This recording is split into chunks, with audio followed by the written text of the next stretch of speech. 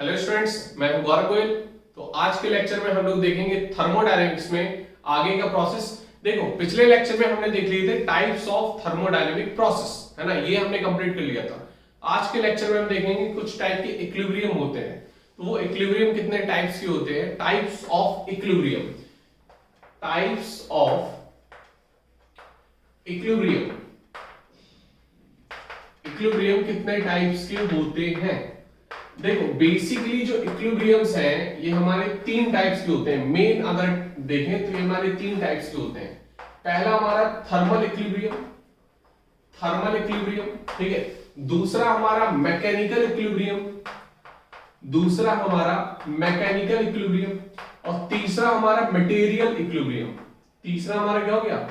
Material equilibrium. Material के basis पे thermal equilibrium क्या होते हैं कि जब हमारा अगर हीट ट्रांसफर हो रही है सिस्टम टू सराउंडिंग, उतनी ही हीट हमारी सराउंडिंग टू सिस्टम हो रही है, मतलब दोनों इक्विलिब्रियम कंडीशन पे हैं, तो हम उसको बोल देंगे थर्मल इक्विलिब्रियम। मैकेनिकल इक्विलिब्रियम मतलब अगर सिस्टम ने कोई काम किया सराउंडिंग पे, तो सराउंडिंग ने वापस पे सिस्टम पे काम किया, मतलब जो भी मैकेनिकल काम हो रहा है, ठीक है, वो एक इक्विलिब्रियम में आ रहा है, मतलब मशीनरी इक्विलिब्रियम है, that is called mechanical equilibrium. Material equilibrium में हम देखेंगे मटेरियल के बेसिस पे। तो मटेरियल के बेसिस पे जो इक्विलिब्रियम होते हैं वो हमारे दो टाइप के होते हैं। कितने टाइप के? दो टाइप के। पहला हमारा हो गया फिजिकल इक्विलिब्रियम। कौन सा? Physical equilibrium.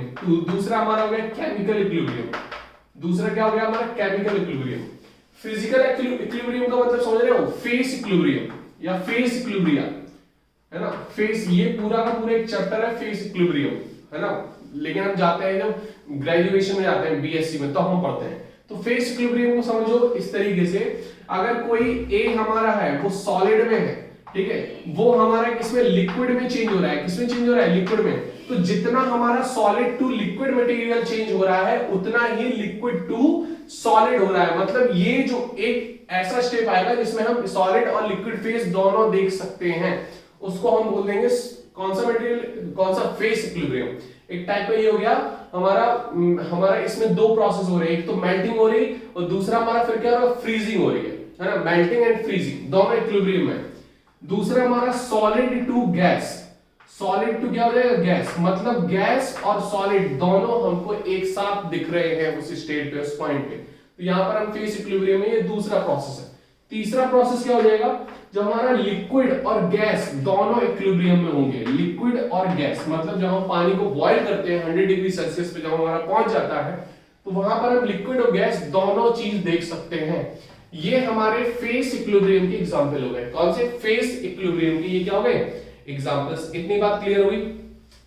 अब जब हम केमिकल इक्विलिब्रियम की बात करेंगे, जिस तरीके से हमने बात की, N2+3H2, ये हमारा इसमें क्या बन रहा है? अमोनिया बन रहा है, और वापस से नाइट्रोजन और H2 में भी टूट सकता है। जब केमिकली दोनों, मतलब रिएक्टेंट साइड स्पीसीज और प्रोडक्ट साइड स्पीसीज, हमारा रेट ऑफ फॉरवर्ड और रेट ऑफ बैकवर्ड दोनों इक्वल हो जाए, यहां पर केमिकली इक्विलिब्रियम बोल देंगे उसको, केमिकल इक्विलिब्रियम, ठीक है। दूसरा एग्जांपल देख सकते हो इसमें, PCl5, फास्फोरस पेंटाक्लोराइड। यहां पर ये कॉम्बिनेशन का एग्जांपल हो गया। यहां पर ये डिकम्पोजिशन का एग्जांपल हम बता दे रहे हैं, PCl3+Cl2। तो यहां पर क्या हो गया? ये हमारा डिकम्पोज हो रहा है, ये वापस से फिर क्या हो रहा है? एसोसिएट होकर कॉम्बाइन हो रहा है ना, एसोसिएशन, ठीक है। Decomposition and combination, clear. तो ये दोनों के दोनों हमारे क्या हो गए? Examples of chemical equilibrium. इतनी बात क्लियर? तो हमको ये इक्विलिब्रियम समझने थे, तो हमने समझ लिया, इसको नोट कर सकते हो जल्दी। फिर हम चलते हैं साइन कन्वेंशंस पर। किस पे चलते हैं? Sign conventions. इंपॉर्टेंट है ये साइन कन्वेंशन, देखो इसको समझते हैं। साइन कन्वेंशन, सबसे पहले साइन कन्वेंशन को समझने से पहले हम वर्क को समझ लेते हैं। वर्क और हीट के साइन कन्वेंशन देखेंगे। वर्क क्या होता है? What is work? वर्क को हम पढ़ चुके हैं। वर्क कई टाइप्स के होते हैं, मैकेनिकल वर्क, इलेक्ट्रिकल वर्क, ठीक है, force displacement work, pressure volume work. तो हमको यहां पर जो पढ़ना है वो पढ़ना है प्रेशर वॉल्यूम वर्क, है ना, पीवी वर्क, क्लियर। तो यहां पर वर्क बेसिकली क्या होता है? व्हाट इज वर्क, ठीक है, क्या होता है वर्क? मतलब एनर्जी का कंजप्शन या एनर्जी का transmission from system to surrounding during an action, मतलब एक्शन के दौरान जब कोई एनर्जी का क्या हो, कंजप्शन हो रहा हो या ट्रांसमिशन हो रहा हो, दूसरी लैंग्वेज में बोल सकते हो, तो वहां पर हम बोल सकते हैं क्या, ये वर्क हो रहा है। क्योंकि वर्क बेसिकली क्या है, एनर्जी का ही फॉर्म है, एनर्जी का ही मोड है। बोल सकते हो कि एनर्जी है तभी वर्क हो सकता है, अगर एनर्जी जीरो है वहां पर वर्क नहीं होगा, है ना। इंटरनल एनर्जी होनी चाहिए सिस्टम की, अगर जीरो है वहां पर वर्क नहीं हो सकता। क्लियर हो रही बात की नहीं? तो यहां पर आपको समझना है। तो वर्क हमारा क्या हो गया, वर्क हमारा क्या हो गया, energy energy energy consumption consumption और transmission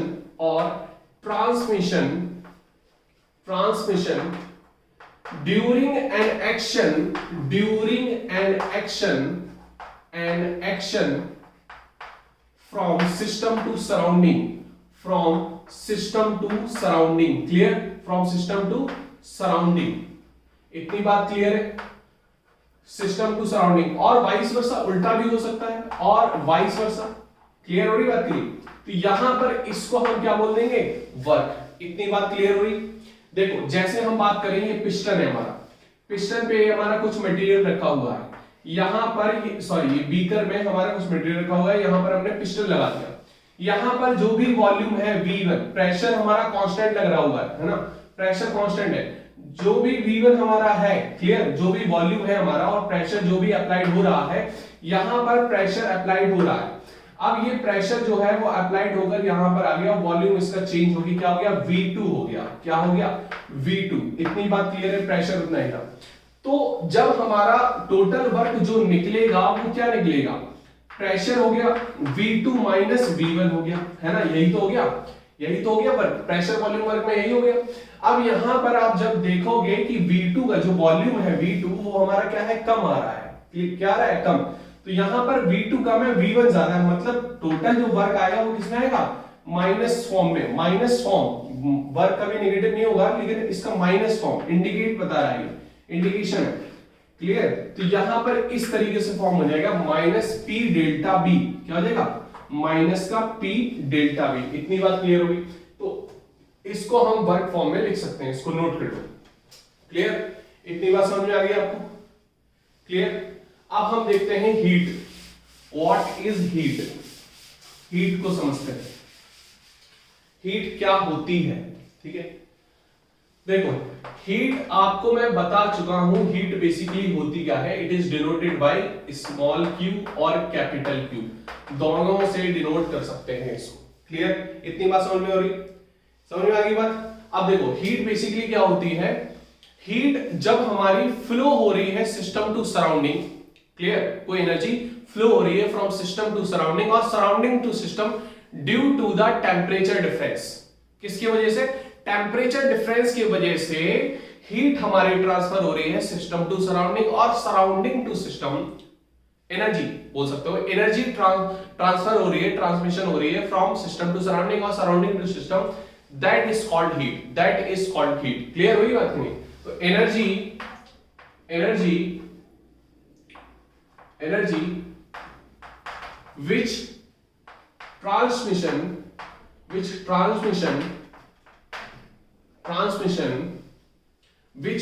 transmission from system to surrounding,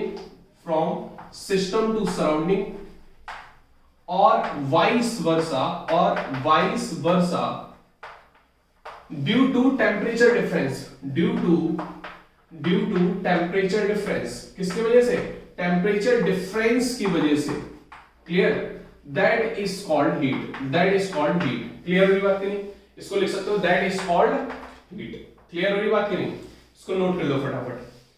इतनी बात क्लियर है? जब हमारी Q जो है वो हमारी n मोल ट्रांसफर हो रही है, ठीक है, इसका जो फॉर्मूला निकलता है एट कांस्टेंट वॉल्यूम, अगर कांस्टेंट वॉल्यूम पर है NCV/dt, क्लियर। जब हमारी हीट ट्रांसफर हो रही है, हीट ले रहे हैं हम एट कांस्टेंट वॉल्यूम पे हो रही है ट्रांसफर, क्लियर। तो वहां पर इस हीट को क्या बोल देंगे, एट कांस्टेंट वॉल्यूम पर क्या बोल देंगे, एनर्जी। क्या बोल देंगे, एनर्जी। इतनी बात क्लियर है। सेम चीज फॉर जब हमारी ये एट कांस्टेंट प्रेशर पे हो रही है, क्या हो रही है, एट कांस्टेंट प्रेशर पर। क्लियर, यहां पर क्या हो रही है, एट कांस्टेंट प्रेशर। जब कांस्टेंट प्रेशर पे हीट ट्रांसफर हो रही है तो हम इसको बोल देंगे इंथैल्पी। इतनी बात क्लियर हो गई आपको कि नहीं, उसको क्या बोल देंगे, इंथैल्पी। क्लियर इतनी बात, इसको नोट कर लो फटाफट। मतलब यहां पर फॉर्मूला क्या बन सकता है, अगर हम देखें CV निकालें, CV क्या होगी, heat capacity at constant volume. CP क्या होगी, heat capacity at constant pressure. Clear, यहां पर टेम्परेचर, ये नंबर ऑफ मोल्स। क्लियर, इतनी बात समझ में आ गई, फटाफट नोट कर लो इसको।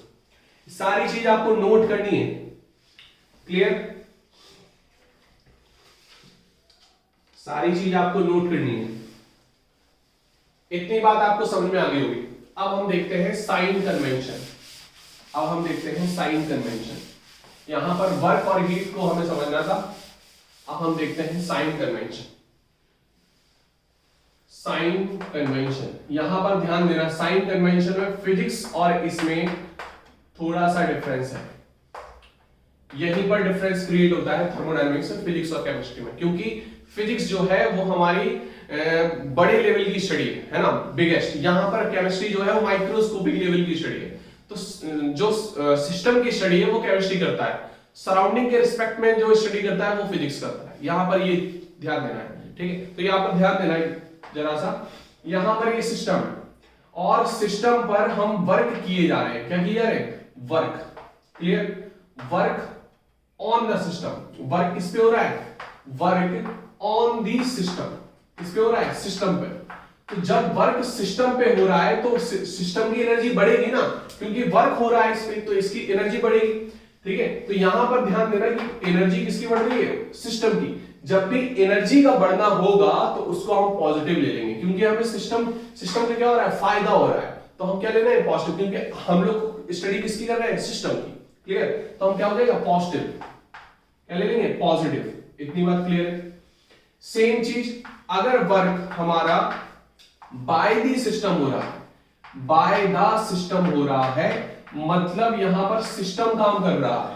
तो सिस्टम काम करेगा तो सिस्टम की एनर्जी लॉस होगी, है ना। लॉस होगी तो ये किसमें चला जाएगा, नेगेटिव में चला जाएगा। इतनी बात क्लियर है, इस तरीके से आप नोट कर सकते हो।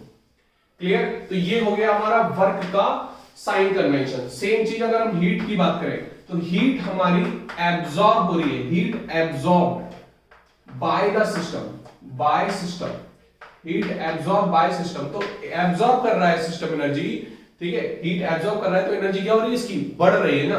तो यहां पर क्यू क्या हो जाएगी, पॉजिटिव हो जाएगी। क्या हो जाएगी, पॉजिटिव। इतनी बात क्लियर है, समझ में आ गई बात। अब हीट क्या हो रही है, heat release by the system. Heat क्या हो रही है, release by the system.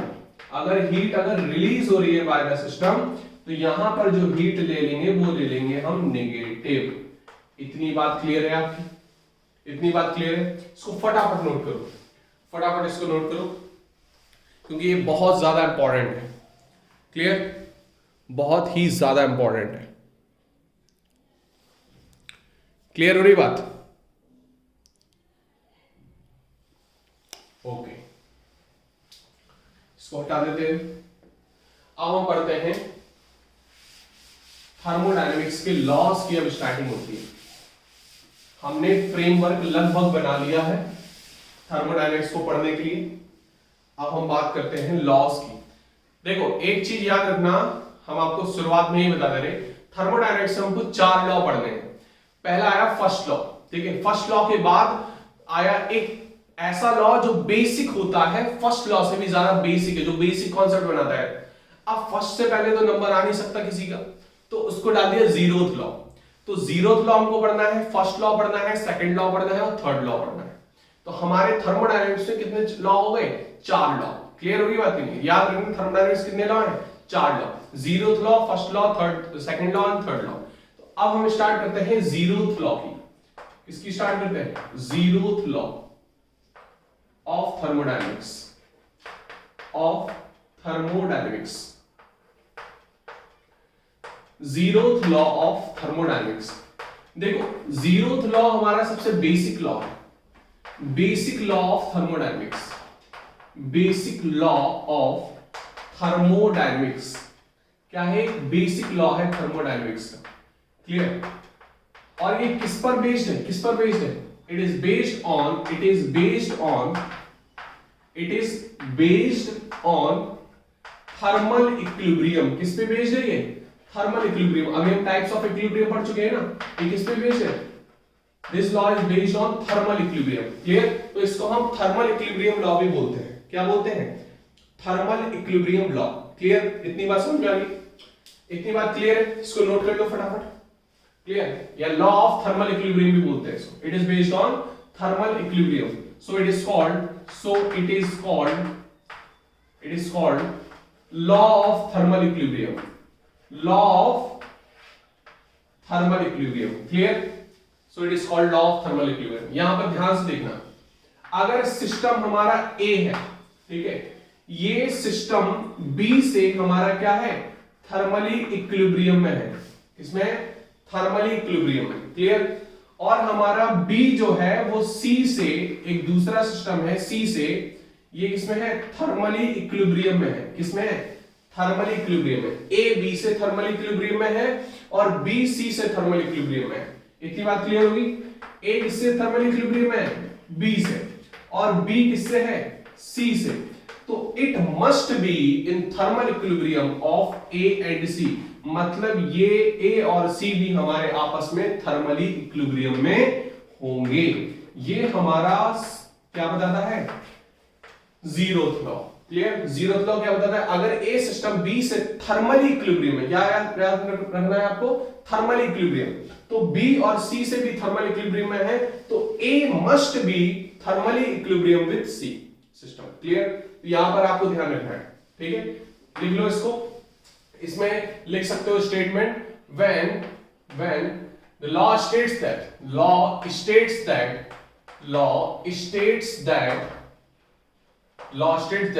when system A in thermal equilibrium with system B and system, ये आपको थ्योरी में लिखना है। जब आपके पेपर में आएगा तो आपको थ्योरी में इस तरीके लिखना है। And thermal system B is thermal equilibrium with system C, so it must be system A in thermal equilibrium with system C। इतनी बात क्लियर हुई? इसको फटाफट नोट कर लो। क्लियर? इतनी बात क्लियर हो गई? That is called zeroth law. Clear? अब हम बात करते हैं इंटरनल एनर्जी की। हम बात करते हैं इंटरनल एनर्जी की। इंटरनल एनर्जी आपको पता है? इंटरनल एनर्जी सिस्टम की इंटरनल एनर्जी, सिस्टम की बात करेंगे हम, सिस्टम की इंटरनल एनर्जी। यहां पर हम सिंपल पहले इंटरनल एनर्जी को समझते हैं। इंटरनल एनर्जी क्या होती है?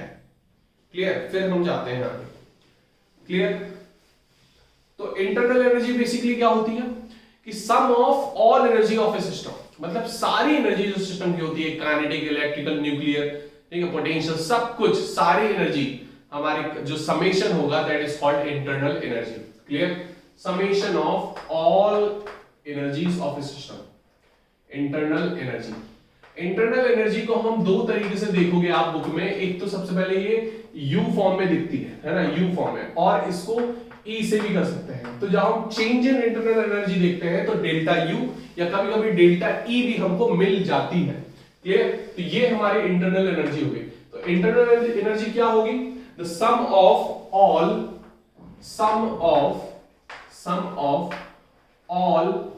Types of energy, all types of energy of a system,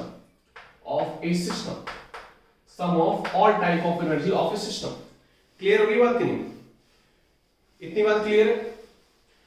ये इसकी जो वैल्यू है, इसकी वैल्यू डिपेंड करती है टेम्परेचर पे। Its value depends on temperature. Its value depends on temperature. Its value depends on temperature. Temperature पे डिपेंड करती है इसकी वैल्यू। इतनी बात क्लियर है? तो sum of all types of energy, जैसे हम बात करें इंटरनल एनर्जी, तो ये हमारा किस kinetic energy plus potential energy plus electrical energy ठीक है, प्लस न्यूक्लियर एनर्जी। तो ये टाइप की एनर्जी हम सारी कर देंगे तो हमारा क्या हो जाएगा, एक इंटरनल एनर्जी निकल आएगी। इतनी बात क्लियर हो रही कि नहीं? ये बेसिकली हम देख चुके हैं, ये हमारी कैसी प्रॉपर्टी है, एक एक्सटेंसिव प्रॉपर्टी है ना। इट इज डिपेंडेंट ऑन मास, क्योंकि ये समेशन हो रहा है ना। समेशन किसमें होता है, किसमें होता है समेशन? एक्सटेंसिव प्रॉपर्टी में। तो लिख सकते हो it is an extensive property. It is an extensive property. कैसी प्रॉपर्टी है? Extensive property. इतनी बात क्लियर? ये एक ऐसा फंक्शन है, ये सारी चीज जो हमने शुरुआत में बेसिक बताए हैं आपको, वो यहां अप्लाई होते हैं। आपको पता होने चाहिए कौन सी चीज एक्सटेंसिव प्रॉपर्टी है, इंटेंसिव प्रॉपर्टी है, कौन सा स्टेट फंक्शन है, कौन सा पाथ फंक्शन है, ये सारी चीज आपको पता होनी चाहिए। It is an path function, it is a state function, it is a state function, क्योंकि ये इनिशियल और फाइनल पॉइंट पे डिपेंड करती है। क्लियर? क्योंकि डेल्टा यू क्या आती है, u2 माइनस u1 क्या आती है, u2 माइनस u1। क्लियर? जो भी इनिशियल स्टेट पर सिस्टम की एनर्जी हो वो फाइनल पे हो, तो फाइनल माइनस इनिशियल हम डेल्टा यू ले लेते हैं। इसको फटाफट नोट कर लो आप। क्लियर? इतनी बात समझ में आ रही? अब हम देखेंगे कुछ इंपॉर्टेंट पॉइंट्स इसके इंटरनल एनर्जी के, कुछ इंपॉर्टेंट पॉइंट्स हम इसके देखते हैं। देखो इसके इंपॉर्टेंट पॉइंट्स क्या हैं, इसके बेसिस पे इंपॉर्टेंट पॉइंट्स ऑफ U और E दोनों के हम इंपॉर्टेंट, सॉरी एक ही है वो तो, है ना, इंटरनल एनर्जी एक ही है। U से कर लो चाहे E से कर लो। क्लियर हो रही बात की नहीं? समझ में आ रही बात? गलत पहले राइटिंग से। Clear? Important points of internal energy. Clear? इतनी बात क्लियर? तो अब अगर हम बात करें यहां पर कि स्टेट फंक्शन हो गया, ये एक्सटेंसिव प्रॉपर्टी होगी, ठीक है। अब यहां पर अलग अलग बेसिस पे इसकी हम फंक्शंस देखेंगे। तो क्या है इसका जो फंक्शन है u जो डिपेंड करता है, इसका जो फंक्शन है वो किस किस पे डिपेंड करता है? बोलो किस किस पे डिपेंड करता है? पहला वॉल्यूम और टेम्परेचर, दो चीज पे डिपेंड करता है। किस किस पे? याद कर लो पहले, ये वॉल्यूम और टेम्परेचर पे डिपेंड करता है। टेम्परेचर तो हमने बता दिया, it depends on temperature. Volume पे डिपेंड करता है, ये भी हमने बता दिया। एनर्जी जो है वो कांस्टेंट वॉल्यूम पे लेते हैं। तो दोनों चीज आपको याद रहेगी। पहला पॉइंट हमने लिखवा दिया, इट डिपेंड्स ऑन टेम्परेचर, तो टेम्परेचर पे डिपेंड करता है। दूसरा हमने पहले लिखवा दिया था आपको हीट में, QV is equals to NCV dt, है ना। तो वहां पर मतलब अगर कांस्टेंट वॉल्यूम पे हीट हो तो उसको हम एनर्जी बोल देते हैं। That is called internal energy ना ऑफ ए सिस्टम, वो एनर्जी कहलाएगी इंटरनल एनर्जी। क्लियर? तो यहां पर जो U है वो फंक्शन किसका है, V और T का। अगर इसको जरा डिफरेंशिएशन कर दो आप, डिफरेंशिएशन कर दो तो ये क्या हो जाएगा, du by dt, और यहां पर क्या हो जाएगा, dv by dt। तो dv by dt हो रहा है यहां पर, समझ में आ रही बात नहीं? dv by dt। अब यहां पर dv by dt हो रहा है, तो यहां पर हम एक बार कांस्टेंट वॉल्यूम ले रहे हैं, और फिर क्या हो रहा है, sorry, du by dv at constant temperature, और du by dt at constant volume. यहां पर ये चीज मिल रही है, ठीक है। du by dv at constant temperature और du by dt at constant volume, ये दोनों चीज हमको देखनी है। इतनी बात क्लियर हो रही कि नहीं? क्लियर है इतनी बात? अब यहां पर हम du हमको निकालना है, और यहां पर हमने ले लिया du by dv at constant temperature, यहां पे dt प्लस ये dt ले जा रहे हैं हम दोनों तरफ, ये du by du है, ये du dt at constant volume, और ये dt। इतनी बात क्लियर होगी?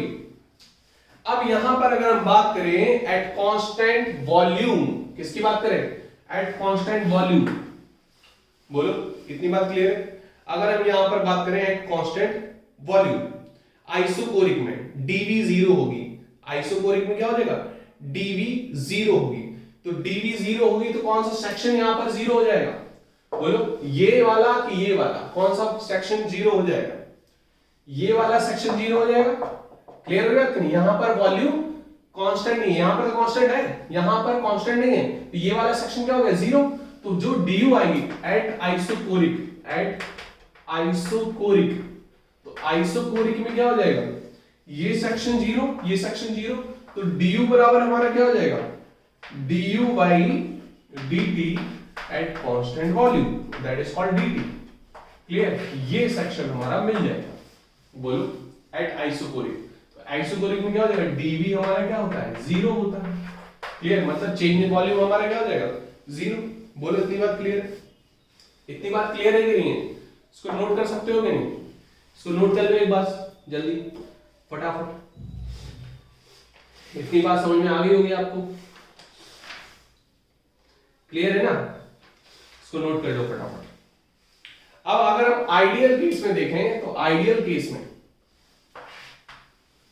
है ना, आइडियल गैस में, गैस की अगर हम बात करें तो आइडियल गैस में भी हमारा, आइडियल गैस में भी हमारा ये 0 गया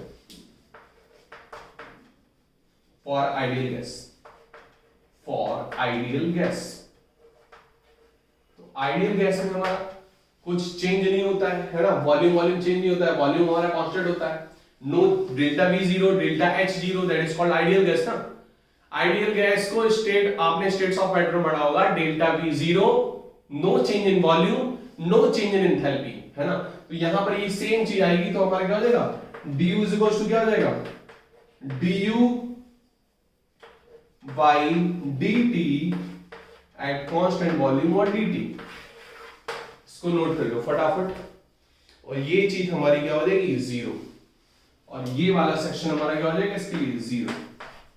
क्लियर, समझ में आ रही बात कि नहीं, फटाफट इसको नोट कर लो। अब हम नेक्स्ट लेक्चर में मिलेंगे फर्स्ट लॉ ऑफ थर्मोडायनेमिक्स के साथ। नेक्स्ट लेक्चर में हम लोग पढ़ेंगे फर्स्ट लॉ ऑफ थर्मोडायनेमिक्स। इसके साथ साथ जो भी चीजें हैं आपको दिमाग में रखनी है, लेक्चर्स को आराम से देखना है, जल्दी में स्पीड बढ़ाकर नहीं देखना, आपको समझना है। बेसिकली समझ गए तो फिर चीजें हो जाएंगी आसान, ठीक है।